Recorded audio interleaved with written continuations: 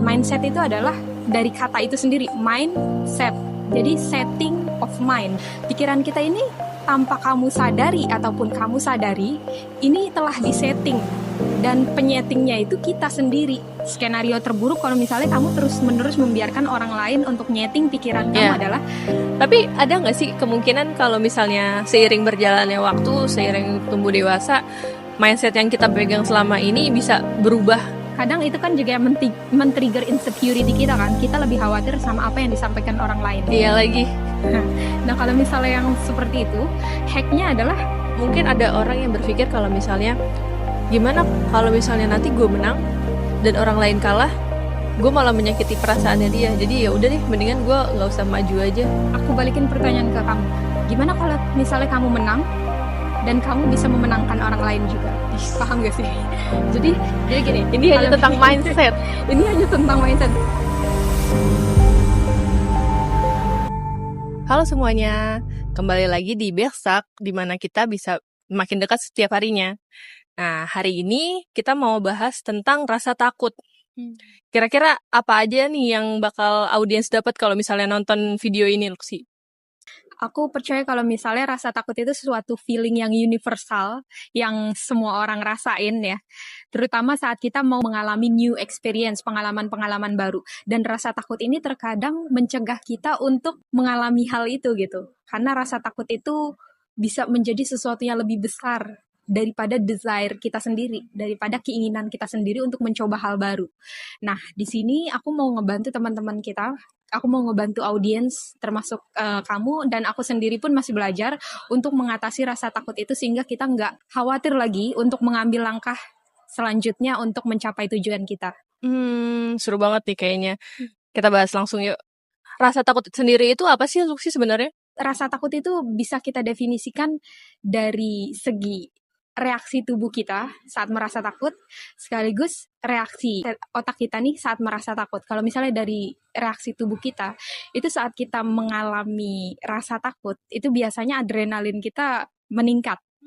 Adrenalin kita meningkat, dan terus itu mendorong pikiran kita untuk nggak mengambil hal itu gitu. Karena rasa takut ini umumnya itu didasari sama bayangan. Kalau misalnya apapun yang mau kita ambil ini sesuatu yang berbahaya, akhirnya tubuh kita dan otak kita ini kan dirancang untuk menghindari bahaya. Itu udah jadi kebiasaan kita dari orang-orang terdahulu. Kalau misalnya orang-orang terdahulu tuh dia kan suka berburu ya, suka ini. Jadi tuh manusia memang dari dulu tuh belajar untuk menghindari bahaya. Dan rasa takut ini ya berkaitan dengan hal itu, karena kita berusaha untuk menghindari bahaya, akhirnya tubuh dan pikiran kita pun saling bekerja sama saat melihat sinyal-sinyal yang menurut kita berbahaya, itu akan kita hindari. Jadi mungkin kalau misalnya dibilang rasa takut menurut definisi, ini adalah sesuatu yang kamu rasa terlalu berbahaya sehingga harus kamu hindari. Berarti selama ini rasa takut itu datangnya dari mindset, dari kepala kita sendiri dong? Betul. Datang dari kepala kita sendiri, dari mindset kita, dari pikiran kita. Tapi kan pikiran kita nggak serta-merta terbentuk begitu aja kan. Ada cause-nya, ada penyebabnya. Itulah kenapa mindset kita itu menentukan ketakutan kita dan keberanian kita, desire kita. Jadi memang ada penyebabnya. Kalau gitu penyebab di mindset kita tuh ada rasa ketakutan-ketakutan gitu, apa aja sih, Luxi? Oke, jadi aku mau ngebantu kita untuk memahami apa itu mindset. Karena aku percaya kalau misalnya rasa takut itu pasti punya sumbernya. Sumbernya itu berasal dari, seperti yang tadi aku bilang, dari mindset kita. Tapi kalau misalnya kita masih belum paham tentang mindset, gimana cara kita mengatasi rasa takut gitu. Jadi di sini aku mau ngejelasin sedikit konsep tentang mindset itu sendiri ya. Beberapa dari kita yang mungkin masih awam seputar mindset. Mindset itu adalah dari kata itu sendiri, mindset. Jadi setting of mind. Jadi setting tentang pikiran kita. Pikiran kita ini tanpa kamu sadari ataupun kamu sadari, ini telah disetting. Dan penyetingnya itu kita sendiri. Settingannya itu terkadang melalui experience atau pengalaman, atau terkadang itu melalui orang-orang yang kita ajak berbicara gitu. Jadi kita mengadaptasi pengalamannya orang lain untuk menjadi mindset kita sendiri gitu. Jadi mindset by definition, berdasarkan definisi itu adalah setting of mind. Dan kita adalah penyetingnya, baik kita sadar ataupun enggak. Yang membedakan orang yang sukses dan orang yang nggak sukses dalam hal ini adalah orang sukses adalah saat mereka nyeting mindsetnya itu mereka nyeting secara sadar. Kesadaran itu bakalan bisa kita miliki kalau kita punya serangkaian knowledge, pengetahuan tentang diri kita, self-awareness, self-esteem, dan semacamnya. Tapi kalau misalnya orang yang nggak sukses, itu biasanya saat dia menyeting mindsetnya itu, dia setting secara nggak sadar. Jadi secara otomatis gitu. Kamu bukan lagi pengendali diri kamu bukan lagi pengendali pikiran kamu, melainkan kamu membiarkan orang luar, atau nggak harus orang lah ya, maksudnya hal-hal dari luar, dari dunia di sekeliling kamu, mendefinisikan mindset kamu itu harus seperti apa. Dan ini kendala yang sering banget kita alami lah ya, maksudnya aku pun beberapa mindset ini aku setting yang ada dalam pikiran aku, tapi beberapa mindset yang aku punya itu benar-benar di luar kendali aku nggak tahu kalau ternyata experience aku atau pelajaran-pelajaran yang aku pick up dari orang-orang lain itu membentuk ketakutan aku, membentuk insecurity aku. Makanya kita harus perlu sadar tentang mindset itu sendiri. Karena gini loh, namanya setting pikiran, kalau misalnya kamu udah menyeting pikiran, sama seperti komputer. Kalau misalnya nih ya, kamu setting komputer untuk melakukan A, B, C, D, E. Itu pasti bakalan dia melakukan A, B, C, D, E. Tubuh kita pun bekerja dengan cara seperti itu. Pikiran kita bekerja dengan cara seperti itu. Kalau misalnya kamu setting mindset kamu, lu bukan orang yang akan mengambil risiko A, B, C, D, E. Otomatis, itu akan membentuk kepercayaan dalam diri kamu kalau kamu nggak akan bisa melakukan A, B, C, D, E. Jadi, mindset itu secara nggak langsung menentukan keyakinan kita, belief kita. Kalau misalnya kamu termasuk orang yang religius, tanpa kamu sadari atau kamu sadari dari awal, kamu udah disetting mindsetnya, baik sama diri kamu sendiri ataupun sama orang luar, kalau misalnya keyakinan yang seperti ini adalah yang benar. Akhirnya itu membentuk kepercayaan diri kamu kan, bahwa kebenaran itu hanya dimiliki oleh yang satu ini gitu. Dan itu memengaruhi cara kamu melihat, memandang dunia di sekeliling kamu. Kalau kamu termasuk orang yang sadar tentang setting yang ada di kepala kamu gak akan terpengaruh oleh bias-bias dari luar. Seumpama anggaplah kamu udah punya satu keyakinan tertentu. Ini gak harus tentang religi ya, apapun, satu keyakinan tertentu. Kalau misalnya kamu sadar bahwa keyakinan kamu ini terbentuk karena ya setting pikiran kamu dan kamu tahu proses pembentukannya itu karena apa, cause-nya apa. Apapun yang datang dari luar nih ya, aku sebutnya bias. Kayak pendapat orang lain, argumen orang lain, itu nggak akan mudah untuk memengaruhi kamu karena kamu sadar. Kalau misalnya gue melakukan ini, gue percaya sama hal ini karena gue tahu kebenarannya adalah ini, gitu. Jadi saat ada orang lain datang untuk memengaruhi kamu, untuk mempercayai kebenaran lain, kamu akan langsung, oke, stop. Ya, jadi kayak, gue sadar nih apa yang sedang lo lakukan, dan gue sadar apa yang gue lakukan. Dia punya kendali, kontrol atas dirinya sendiri. Tapi kalau misalnya kamu bukan orang yang sadar tentang mindset yang ada di kepala kamu, saat orang lain datang, kamu akan lebih mudah dimanipulasi sama mereka. Dan akhirnya, keyakinan kamu atau kepercayaan kamu itu pun bakalan goyah dan kamu akan membentuk kepercayaan baru yang gak kamu kendalikan. Ini mungkin yang menjadi jawaban kenapa banyak orang yang fanatik tapi yang gak searah, sejalan sama keyakinannya. Paham gak sih? Kamu pernah gak sih ketemu sama orang yang benar-benar fanatik tapi sikapnya itu gak mencerminkan apa yang diajarkan oleh keyakinannya dia ini. Nah, aku sering banget ketemu orang yang seperti itu dan rata-rata orang salah paham gitu. Orang menganggap bahwa orang yang fanatik, orang yang paling speak up, orang yang paling ini adalah mereka yang paling memahami apa yang dia yakinkan. Padahal belum tentu begitu kasusnya. Boleh jadi dia ini hanyalah robot yang digerakkan oleh orang-orang yang ada di sekitarnya, yang nyeting pikirannya dia untuk bergerak secara 100%. Ya, paham gak sih? Ya. Gimana kalau misalnya mindset itu terus-terusan orang lain kasih ke kita? Misalnya kayak seakan-akan kita di brainwash sama orang tersebut. Ini efek negatif ya. Maksudnya worst skenario lah, skenario terburuk kalau misalnya kamu terus-menerus membiarkan orang lain untuk nyeting pikiran kamu adalah, mungkin ini terdengar agak terlalu dingin ya, tapi aku nggak bisa menemukan analogi yang lebih bagus dari ini, sama halnya seperti mesin gitu. Maksudnya kalau misalnya mesin terus-terusan disetting, ya kamu hanya akan bergerak sesuai dengan settingan itu. Kalau misalnya kamu hanya bergerak sesuai dengan settingan itu artinya terbatas, paham gak sih? Jadi kamu cuma disetting untuk bergerak ke arah ini, dan arah ini.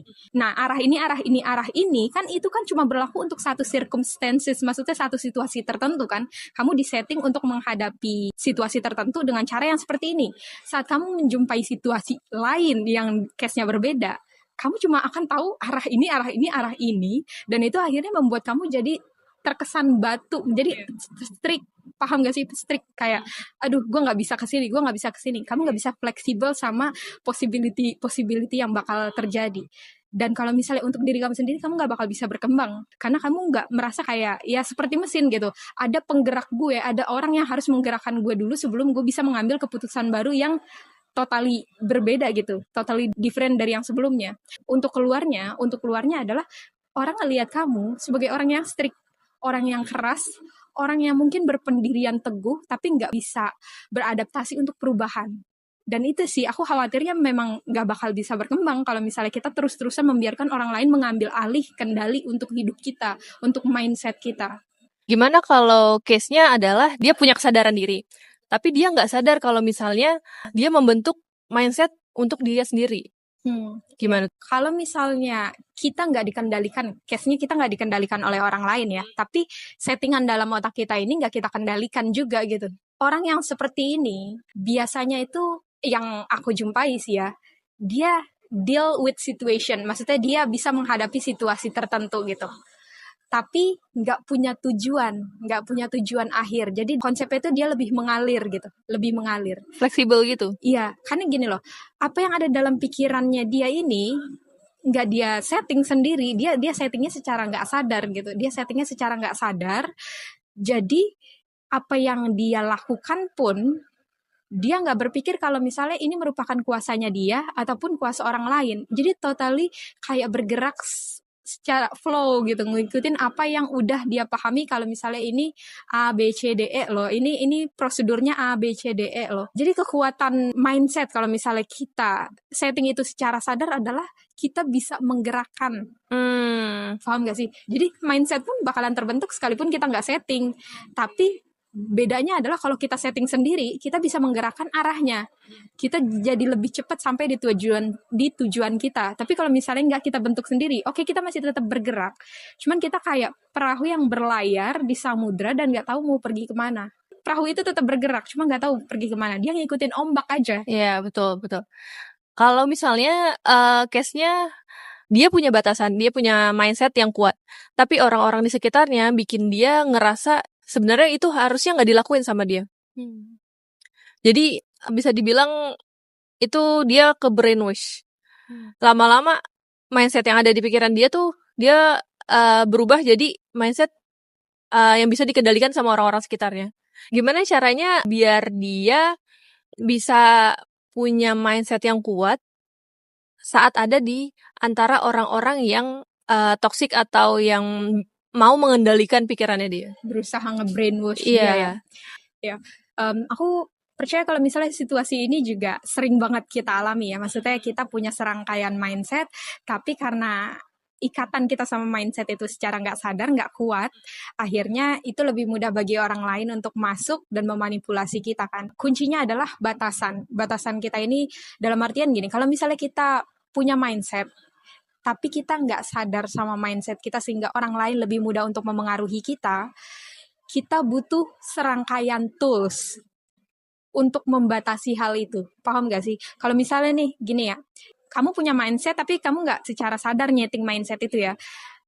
Tapi kamu mau melindungi mindset kamu ini dari toksik-toksik yang ada di luar gitu. Jadi kalau misalnya kamu nggak tahu nih ya, end of result atau tujuan akhir dari mindset kamu ini, kamu butuh tools-tools, alat-alat untuk melindungi apapun yang tujuan akhir kamu ini di sini. Nah, salah satunya adalah batasan. Kalau misalnya memang kita nggak paham siapa diri kita, apa mindset kita masih harus tetap punya batasan. Karena batasan ini setidaknya menjaga kita dari orang-orang luar, sekalipun kita nggak paham maksud penting dari batasan itu sendiri, paham gak sih? Jadi tools ini memang nggak harus kamu pahami, tapi harus kamu miliki untuk ngelindungin mindset kamu sendiri. Salah satunya itu batasan. Yang kedua adalah kamu harus punya prioritas. Prioritas ini sebenarnya nggak membantu kita untuk memahami tujuan kita, nggak membantu kita untuk memahami tujuan akhir dari mindset kita ini. Tapi prioritas ini menjaga kita, seperti gerbang, seperti tebing yang menjaga kita dari orang-orang luar gitu, yang menjaga kita dari serangan-serangan dari luar, paham gak sih? Jadi kayak kita nggak bangun toolsnya ini, aku ibaratkan kayak tebing gitu, tebing yang melindungi kastil kita, sekalipun kita nggak tahu harga kastil kita ini mahal atau enggak, maksudnya berharga atau enggak. Nah, tapi minimal kita harus punya tebing itu. Jadi pentingnya kita punya tebing atau tools ini adalah nggak peduli kastil kita ini berharga ataupun enggak, kecil ataupun besar, setidaknya tebing itu akan menghalau serangan-serangan dari luar yang mungkin sampai ke kastil kita. Oke. Ya mungkin analoginya seperti itu ya, biar mudah ya. Iya, tapi itu jadi bikin kita egois gak sih? Memang saat kita meletakkan kata batasan, prioritas, kadang orang berpikir kalau misalnya kayaknya nggak enak nih gue harus nyusun prioritas kayak ngedahuluin diri gue sendiri ketimbang orang lain. Kalau misalnya kamu menetapkan batasan dan prioritas dengan mindset, kalau misalnya batasan dan prioritas itu akan menjadikan kamu individu yang lebih baik, kamu nggak akan insecure sama possibility yang kayak tadi kamu bilang. Itu egois gak sih? Ini egois gak sih? Tapi kenapa kamu masih pikir itu sesuatu yang egois? Karena umumnya kamu itu masih percaya kalau misalnya batasan itu atau prioritas itu merupakan suatu tools yang gak membantu orang lain gitu. Maksudnya yang justru malah mencegah orang lain untuk berhubungan sama kita, untuk menjalin koneksi yang baik sama kita. Karena kamu percaya kalau misalnya batasan dan prioritas itu sifatnya selfish, cuma self-centered. Tapi kalau misalnya kamu tanya, mindset aku tentang batasan dan prioritas itu bukan sesuatu yang self-centered. Justru batasan dan prioritas dalam mindset aku itu adalah serangkaian tools yang ngebantu aku untuk serving others. Kalau misalnya nih aku nggak punya prioritas, aku akan selamanya bantu orang lain, ngutamain orang lain. Tapi apakah servis yang aku kasih ke dia ini 100%? Belum tentu. Karena kayak, ya kalau kamu punya uang 100.000 dan kamu kasih ke setiap orang 100.000, maksudnya apakah itu gak berarti? Maksudnya kayak, berarti yang satu cuma uang palsu dong. Maksudnya kan kamu cuma punya uang 100.000. Mana mungkin kamu bisa ngasih semua orang 100.000 kan? Tapi kalau misalnya aku berpikir kalau misalnya prioritas aku adalah si A akan dapat 50.000, si B akan dapat 20.000. Memang jumlah yang aku kasih porsinya nggak sama, tapi itu adalah jumlah yang real, yang benar-benar aku lakuin gitu. Makanya harus diubah mindset tentang prioritas dan batasan itu sendiri. Jadi itu bukan sesuatu yang egois, tapi kita memberi batasan buat atas orang lain bisa mengacak-ngacak mindset kita kali ya.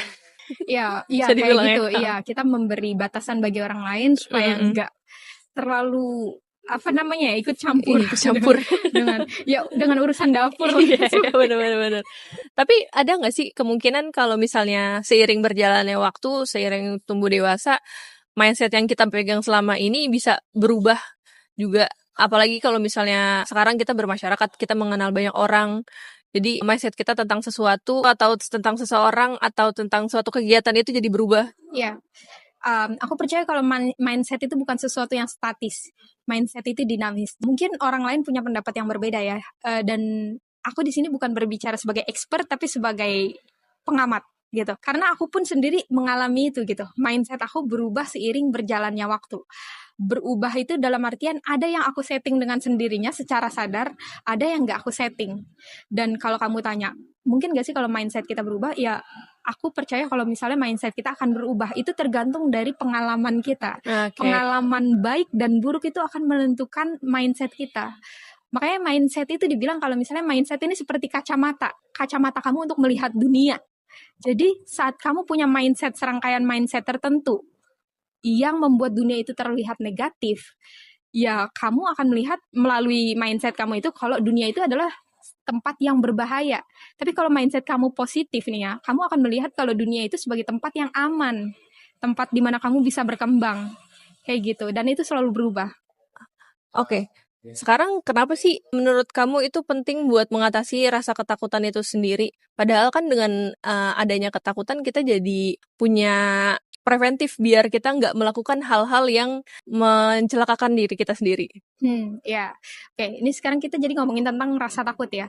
Kalau misalnya beberapa dari mindset yang tadi kita punya, sumpama kita punya mindset, tapi kita nggak sadar kalau nggak secara sadar nyeting mindset kita, itu kita bakalan jadi kacamata buat kita ngelihat dunia, kalau dunia ini sebagai tempat yang dangerous. Kalau dangerous itu kan men-trigger rasa takut kita kan untuk mencoba sesuatu.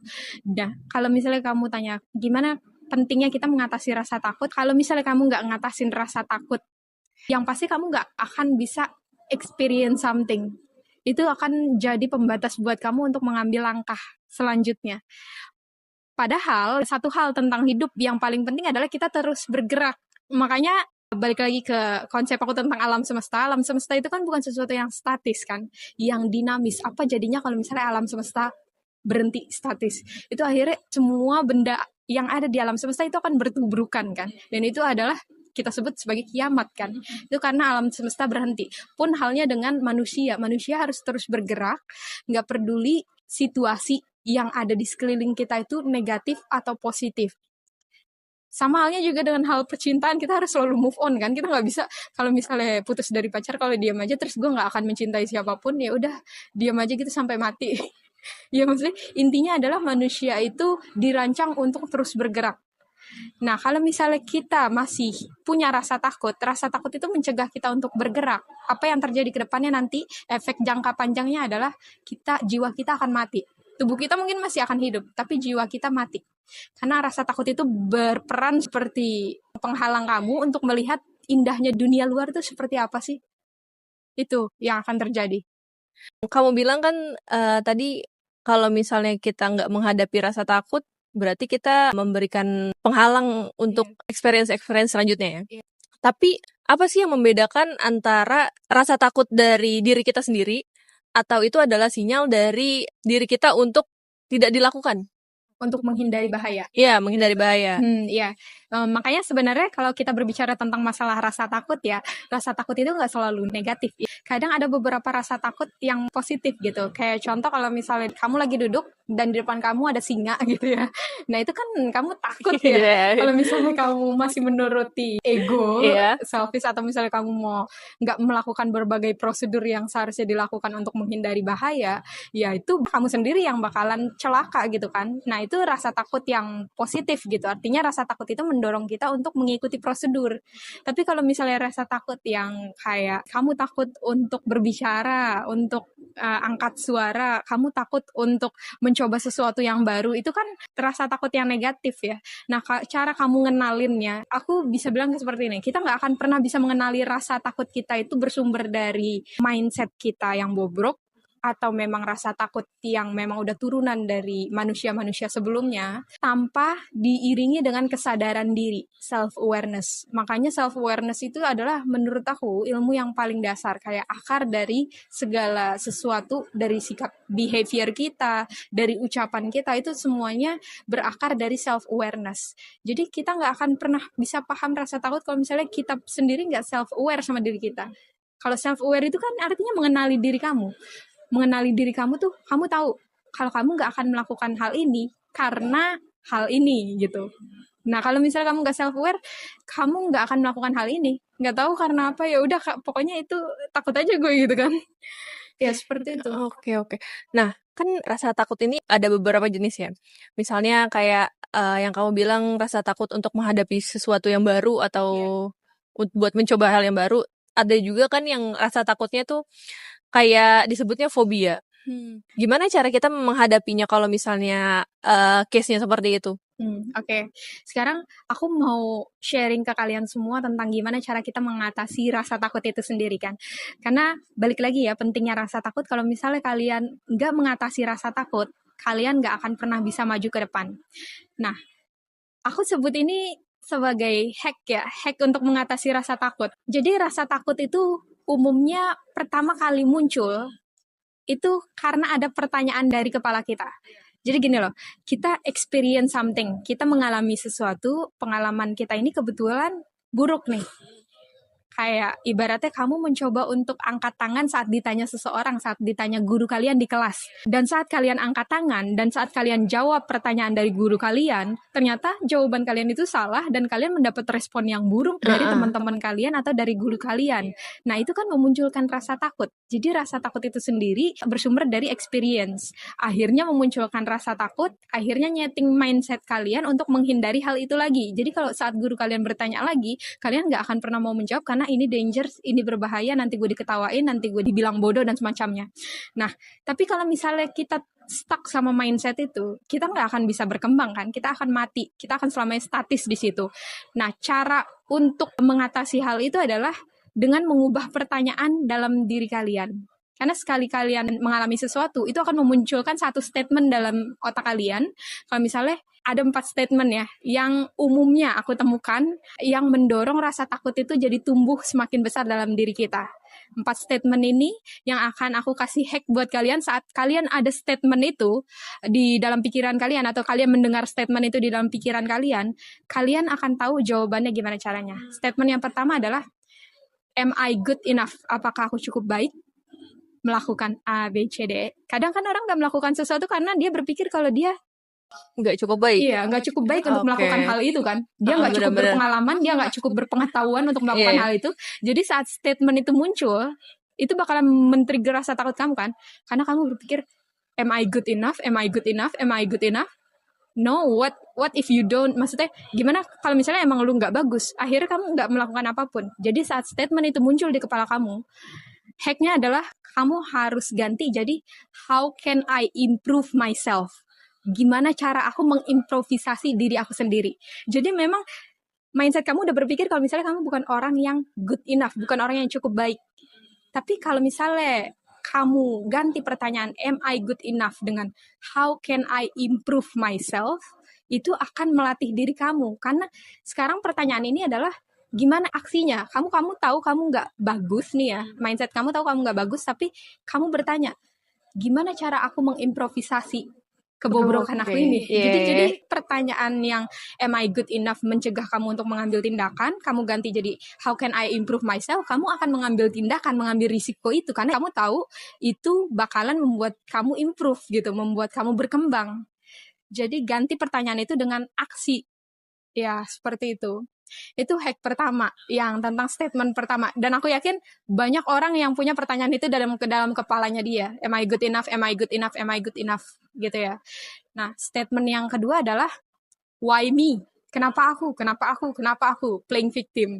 Jadi segala sesuatu yang terjadi sama kita intinya adalah kenapa gue sih ya Allah, kenapa gue sih, dan itu men-trigger insecurity kamu, akhirnya merasa takut gitu, kamu merasa kamu nggak punya kuasa, itu men-trigger ketakutan kamu kan.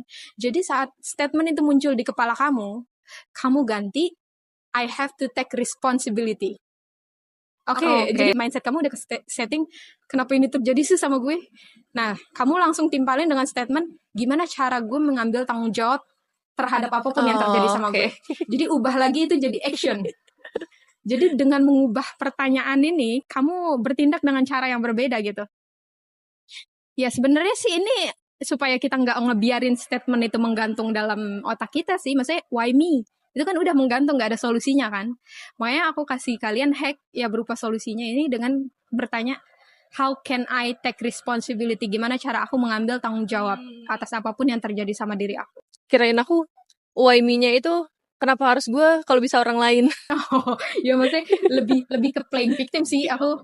Ya dan itu juga sebenarnya termasuk sih. Maksudnya ya sama juga itu masuk ke how can I take responsibility karena kamu merasa kalau ini bukan tanggung jawab gue kan. Benar. Aku yakin why me itu juga orang-orang banyak bertanya kayak orang banyak mengeluh karena dia berpikir kalau dirinya itu korban kan. Iya, betul. Dan itu yang membuat hidup kita lebih berat. Karena hidup kita berat, kita jadi takut ngambil sesuatu. Karena kita berpikir kalau mindset kita adalah orang miskin. Yang miskin bukan dalam artian literally miskin, gak punya uang ya. Maksudnya miskin gak punya pengetahuan, gak punya pengalaman. Itu kita akan lebih sedikit mengambil risiko. Karena kita berpikir kalau orang lain lebih kaya gitu. Mereka kaya secara pengalaman, kaya secara pengetahuan. Ya udah lu aja. Why me? Kenapa gue? Gitu kan. Berarti masih di line yang sama ya, Iya, OMI-nya. OMI-nya ya bisa diterapkan dalam berbagai aspek gitu, dalam berbagai kasus ya.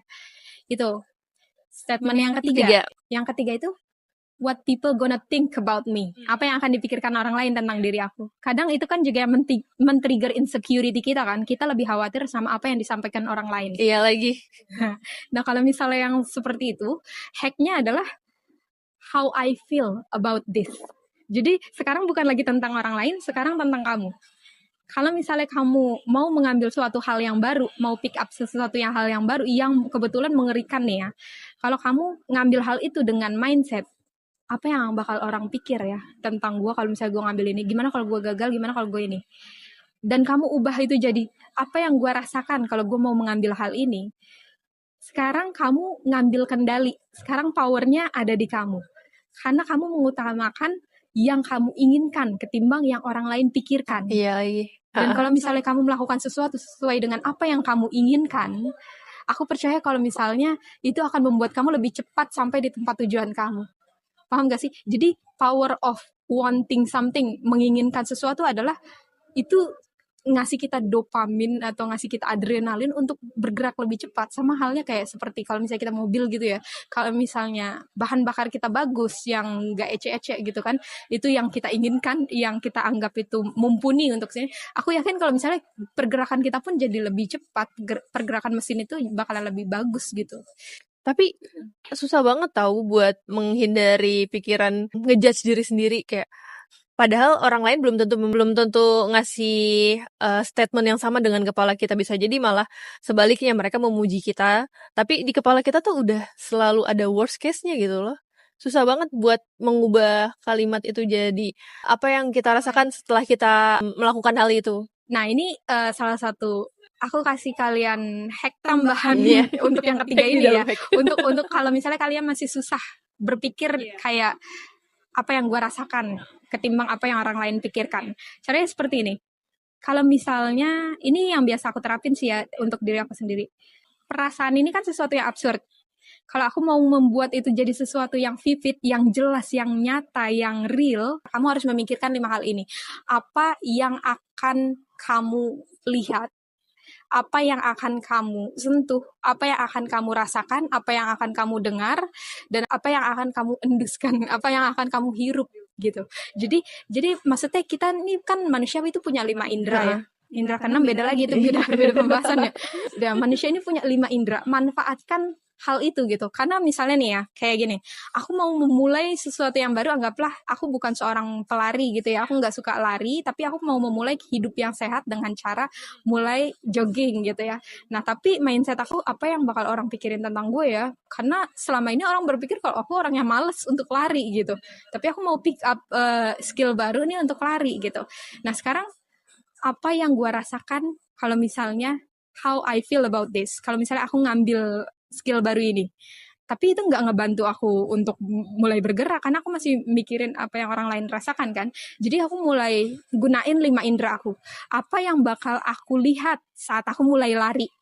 Aku akan melihat alam, aku akan melihat matahari. Apa yang aku sentuh saat aku mulai lari? Kaki aku, telapak kaki aku akan menyentuh mungkin tanah gitu ya. Jadi aku kayak merasa kembali lagi ke bumi, ke sifat, ke human nature aku. Apa yang akan aku hirup? Aku menghirup udara yang segar. Jadi semua itu membentuk kayak memori yang jelas di kepala kita. Akhirnya kita mulai mengambil tindakan itu alih-alih kita berpikir apa yang orang lain pikirkan tentang gue. Karena sekarang fokus aku adalah fokus ke 5 indera aku, sesuatu yang bisa aku kontrol, bukan sesuatu yang ada di luar kendali aku. Itu hack yang aku lakuin sih saat aku ngelakuin sesuatu yang baru, tapi aku masih nggak yakin dengan what I feel about this. Oh ya, ada tambahan. Jadi otak manusia itu nggak bisa membedakan mana yang merupakan fantasi yang dia bayangkan secara nyata dengan kenyataannya itu sendiri. Jadi otak kita ini nggak bisa ngebedain mana reality sama mana fantasi yang kita bayangkan secara nyata. Anggaplah kamu belum pernah berenang. Realitinya adalah orang mengatakan kalau misalnya berenang itu agak sulit gitu karena kamu harus tahan nafas selama ini dan semacamnya. Tapi fantasi kamu adalah kamu membayangkan saat kamu di dalam air. Nanti gue akan menghirup ini, gue merasakan airnya itu seperti ini rasanya. Terus gue membayangkan yang kamu dengar adalah dengungan suara ini. Jadi kayak ibaratnya otak kamu ini kebingungan mana yang benar, mana yang bohong. Yang benar adalah padahal yang dibilang orang-orang kalau misalnya berenang itu memang seburuk itu, anggaplah begitu ya. Tapi karena kamu membayangkan saat di dalam air itu nanti kamu merasa hidup kembali dan fantasi itu begitu nyata dengan 5 indera yang tadi aku bilang, akhirnya otak kamu lebih percaya kalau misalnya oh mungkin berenang itu memang yang seperti ini, yang seperti fantasi gue. Kayak gitu loh. Jadi otak manusia itu nggak bisa membedakan mana yang benar dan mana yang kita anggap benar. Nah, kamu bisa pakai hal itu untuk memanipulasi diri kamu, memanipulasi otak kamu. Baik, selalu gunakan 5 hal itu, 5 indera kita. Kita dikasih sesuatu sama Tuhan kita. Kalau misalnya kamu orang yang religius, kamu akan bilang segala sesuatu diciptakan oleh Tuhan dengan alasan kan. Ya ini aku ngasih kamu alasan untuk melakukan hal itu gitu. Kayak gitu. Terus yang keempat apa? Yang terakhir ini pertanyaan yang mungkin juga sering kita tanyain. What if I'm wrong? Gimana kalau misalnya aku mengambil hal ini, risiko ini, dan ternyata aku salah? Penyesalan itu sesuatu yang ibaratnya yang besar kan, yang huge. Karena perasaannya itu setelah saat kita menyesal itu bahkan lebih sakit daripada fisik gitu. Maksudnya sakit, rasa sakit fisik. Kadang penyesalan itu hal-hal yang mental itu lebih menyiksa kita ketimbang hal-hal yang fisikal. Nah, kalau misalnya kamu muncul statement dalam otak kamu, what if I'm wrong? Hacknya adalah what if it works? Gimana kalau ternyata itu berhasil?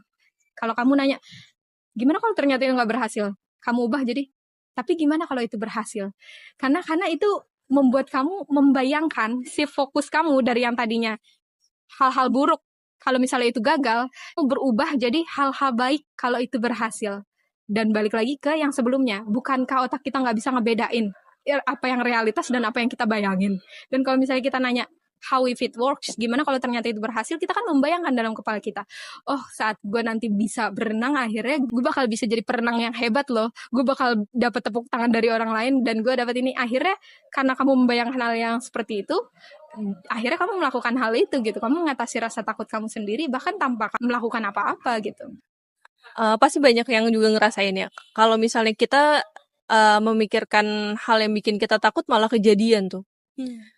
Biasanya apakah itu sebenarnya realitanya itu adalah sinyal buat diri kita buat sebenarnya ini nggak bagus loh buat lo. Jadi makanya kita jadi gagal. Atau sebenarnya gagal itu salah satu jawaban aja dari pertanyaan kita. Makanya kalau misalnya kita mau mengambil sesuatu yang baru, kalau misalnya mindset kita, fokus kita pada hasilnya ketimbang prosesnya, itu bakalan lebih mudah bikin kita insecure, takut. Kenapa sih orang selama ini nggak pernah mau mengambil sesuatu yang baru? Karena fokus mereka adalah sama hasilnya. Kayak sekarang nih ya, kita mau membuat channel YouTube.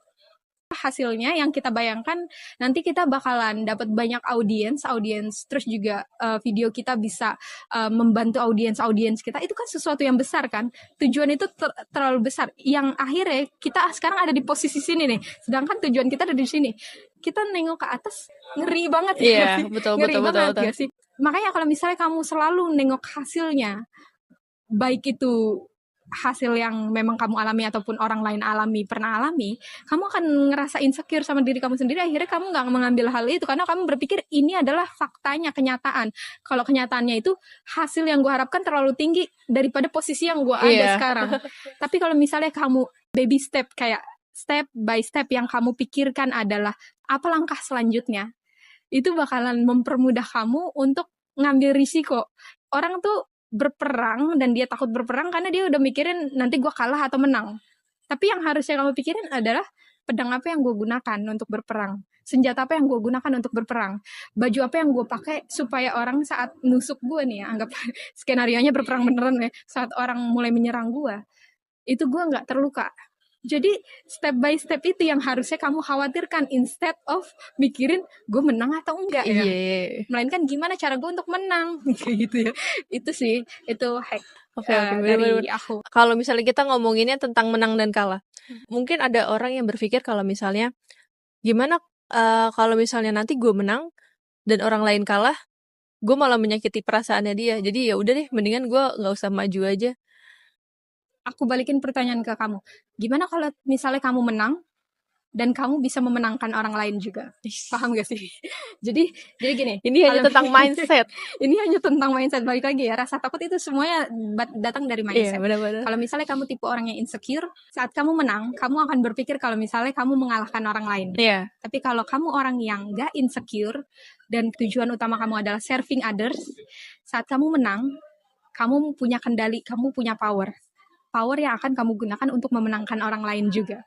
Dan bukankah lebih baik kalau misalnya kamu yang megang power itu, karena kamu paham, kamu gak insecure sama diri kamu sendiri, kamu kenal kalau diri kamu ini bukan orang yang jahat, kamu akan membantu orang lain untuk naik ke atas juga dengan cara menghulurkan tangan kamu. Iya, seru juga ya. Berarti emang selama ini yang harus kita ubah adalah mindset kita. Kalau misalnya kita menghadapi ketakutan tuh pasti di pikiran kita adalah tentang kekalahan, tentang kesalahan, diketawain orang lain. Harusnya adalah kita harus balik mindsetnya, jadi gimana kalau misalnya ternyata kita benar, gimana kalau ternyata kita menang, gimana kalau ternyata yang kita lakuin itu benar. Itu kan berarti. Seru banget ya. Apalagi ini adalah tahun yang tepat untuk memulai sebuah kegiatan-kegiatan yang mungkin menakutkan kalau dilihat, tapi patut dicoba ya. Karena ini masih bulan Januari dan di tahun 2026. Mumpung masih awal. Iya, mumpung masih awal. Oke, seru banget pembahasan kita ya tentang rasa takut kayak ini. Aku juga jadi banyak belajar nih tentang menghadapi rasa takut untuk memulai di 2026 ini. Sekarang apa yang mau kamu sampaikan ke teman-teman audiens kita untuk menghadapi rasa takut ini? Hal pertama yang mau aku sampaikan ke kalian adalah kalau misalnya rasa takut itu bukan sesuatu yang ada di luar kendali kalian, melainkan ada di kendali kalian. Jadi ubah mindset kalian tentang rasa takut itu sendiri ya. Rasa takut itu bukan sesuatu yang gak bisa kalian kendalikan, melainkan yang kalian kendalikan. Dan balik lagi, kalian gak akan bisa mengendalikan rasa takut kalian kalau mindset kalian masih mindset yang lama. Jadi hal pertama yang harus kalian lakuin adalah ubah mindset kalian tentang rasa takut itu sendiri. Nantinya rasa takut yang sebelumnya terasa normal buat kalian akan jadi nggak normal karena kalian datang dengan sebagai orang yang baru, dengan mindset yang baru kayak gitu. Dan itu akan membuat kalian lebih mudah untuk ngambil risiko, untuk mencoba, karena seperti ini loh teman-teman, seburuk apapun kemungkinan yang bakal terjadi kalau kita ngambil risiko, itu bakalan worth it kalau misalnya hasilnya itu bisa mengubah hidup kita jadi lebih baik dan juga bisa membantu orang lain untuk jadi lebih baik. Jadi itu seru banget. Ya, pokoknya intinya adalah gimana kamu mau tahu rasanya kalau misalnya kamu belum mencoba. Benar sih. Benar banget, benar. Oke, seru banget nih obrolan kita hari ini tentang mengatasi rasa takut. Jangan lupa buat teman-teman yang mau mendukung channel ini bisa likes, komen dan subscribe akun ini biar kita semakin berkembang. Terus juga atau teman-teman mau ngasih saran tentang tema-tema atau topik-topik yang bisa dibahas, bisa komen di bawah atau di Instagram kita @besttalk. Sampai jumpa di episode selanjutnya Besttalk. Dari aku Manzila dan dari aku Lulux. Dadah. See you.